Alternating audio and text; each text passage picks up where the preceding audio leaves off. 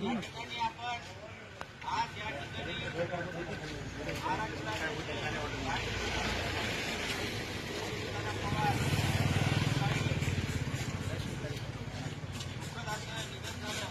त्यांना या ठिकाणी आपण श्रद्धांजली देण्यासाठी या ठिकाणी सर्व पक्षीय या ठिकाणी जमलेला की या ठिकाणी आपण त्यांना 1 मिनिट स्तब्ध राहून श्रद्धांजली या ठिकाणी देऊया.